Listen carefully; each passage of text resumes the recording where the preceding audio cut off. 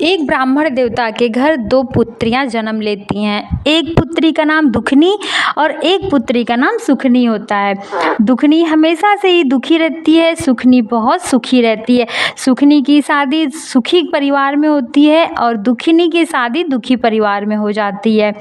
और दुखनी जो होती है वो शुरू से ही सुखिया के घर काम करने जाया करती थी, तो उसके घर जो भी कुछ बचा कुचा रहता था अपने घर वो ले आती थी खाने के लिए।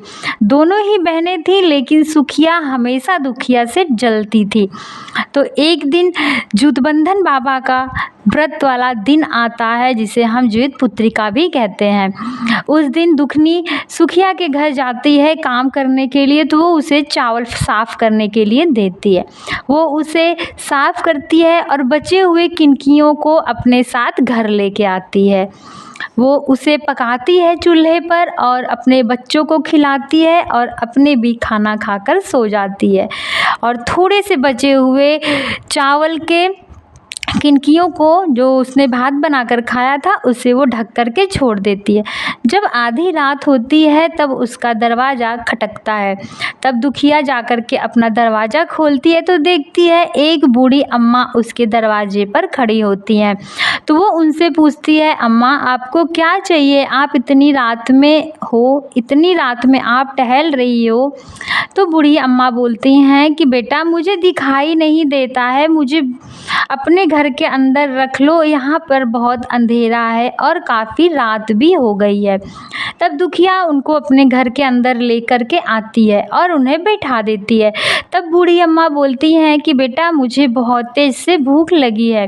तब दुखिया बोलती है कि अम्मा मेरे पास खाने के लिए तो कुछ भी नहीं है, थोड़े से चावल के किनके हैं जिनकी मैंने भात बनाया है, अगर आप कहो तो आपको भी मैं खाने में दे दूँ।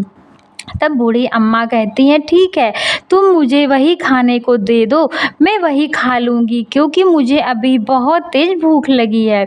तब दुखना वो चावल के किनकियों को जिसका उन्होंने भात बनाया था वो लाकर बूढ़ी अम्मा को दे देती है। बूढ़ी अम्मा उसे खा लेती हैं। फिर दुखना कहती है अब बूढ़ी अम्मा तुमने खा लिया है तो अब तुम थोड़ी देर सो जाओ, क्योंकि बाहर बहुत अंधेरा है और काफ़ी रात भी हो चुकी है, तो तुम बाहर कैसे जाओगी अकेले, और तुम काफ़ी बूढ़ी भी हो चुकी हो। तब बूढ़ी अम्मा कहती हैं ठीक है, और वो भी उसी जगह पे सो जाती है। जब थोड़ी देर सो जाते हैं तब फिर बूढ़ी अम्मा उठती है और दुखना से कहती है बेटा मुझे दीर्घ शंका आई है। तब दुखना नींद में होती है और कहती है ठीक है अम्मा, अभी बाहर बहुत अंधेरा है, तुम इधर ही कोने में कर लो। तो दुखना के बोलने के बाद बूढ़ी अम्मा कोने में जाती हैं और कर लेती हैं। उसके बाद बोलती हैं अब मैं अपने हाथ को साफ कहाँ करूँ।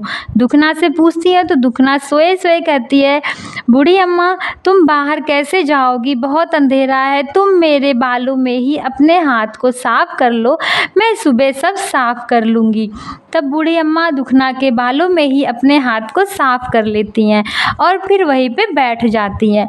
फिर थोड़ी देर बाद सुबह हो जाती है। दुखना उठती है तो उसे लगता है कि मैंने ये सब सपना देखा है। फिर वो स्नान गृह में जाती है स्नान करने के लिए, और जब बालों पर पानी डालती है तब उसके बालों में से सोने चांदी निकलने लगते हैं। तब उसे अचानक याद आता है कि अरे मेरे घर तो रात में बूढ़ी अम्मा आई थी। तब वो दौड़ कर आती है और अपने घर में देखती है कि उसके घर में हर जगह सोना ही सोना पड़ा हुआ है। तो वो बहुत खुश हो जाती है और बूढ़ी अम्मा को धन्यवाद भी बोलती है। फिर वो काफ़ी ज़्यादा अमीर हो जाती है, दुखना भी बहुत अच्छे से रहने लगती है। फिर वो सुखना के घर काम पे नहीं जाती है। इधर सुखना बहुत ही परेशान होती है कि दुखना मेरे घर काम पे क्यों नहीं आ रही है, उसका सारा काम वैसे ही पड़ा होता है। तब वो गुस्से में लाल पीली होती हुई दुखना के घर आती है। तब दुखना से पूछती है दुखना तुम मेरे घर काम करने के लिए क्यों नहीं आ रही हो। तो दुखना अपनी सारी कथा उन्हें बताती है जो कुछ दिन पहले उसके साथ हुआ था। तो उसे बताती है तो सुखना सोचती है कि मैं भी ऐसे ही करूँगी तो मेरे पास भी बहुत सारी धन संपत्ति सोना चांदी हो जाएगा। फिर सुखना अपने घर आती है और चावल की किनकियों को साफ करके किनकियों का ही भात बनाती है। फिर अपने और अपने बच्चों को और अपने पति को वही भात खिलाती है और खा करके सो जाती है। फिर रात के टाइम पे उसका दरवाज़ा खटकता है तो सुखिया दरवाज़ा खोलती है तो वही बूढ़ी अम्मा उसको मिलती हैं, तो वो उसे घर के अंदर ले आती है। और बूढ़ी अम्मा जब कहती हैं कि मुझे भूख लगी है तो वो सुखिया उन्हें खाने के लिए वही किनकी वाला भात देती है। तो बूढ़ी अम्मा उसे खा करके सो जाती हैं। फिर आधी रात में उठती हैं तो सुखिया से कहती है, सुखिया मुझे दीर्घ शंका आई है। तो सुखिया कहती है कोने में अम्मा कर लो। तो जब अम्मा कोने में कर लेती है फिर हाथ साफ करने के लिए सुखिया से पूछती हैं तो सुखिया अपने बालों को दे देती है। फिर बूढ़ी अम्मा सुखिया के बालों में अपना हाथ साफ कर लेती हैं। फिर जब सुबह होता है तो सुखिया बहुत खुश होती है कि मेरे भी घर में धन संपत्ति सोना चांदी पूरा भरा पड़ा मिलेगा। लेकिन जब वो देखती है तो चारों तरफ उसके घर में गंदगी ही गंदगी मिलती है। फिर वो बहुत गुस्सा हो जाती है। फिर वो दौड़ी दौड़ी दुखिया के पास जाती है और बोलती है, दुखिया तुमने मेरे साथ ऐसा मजाक क्यों किया? मेरे घर जो अम्मा आई थी उन्होंने पूरा मेरा घर गंदा कर दिया है। अब मुझे बहुत गुस्सा आ रहा है तुम्हारे ऊपर दुखिया। सुखिया ये सब बोलकर बहुत गुस्से में रहती है।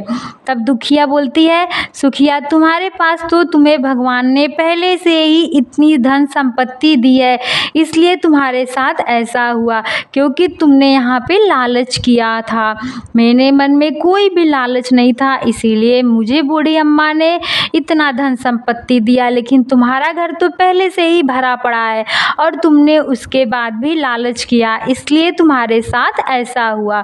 फिर उसके बाद जो सुखिया थी वो भी सही हो जाती है। फिर उसने दान पुण्य करना शुरू कर दिया, बहुत अच्छे से वो रहने लगती है। बोलो जूतिया मैया की जय।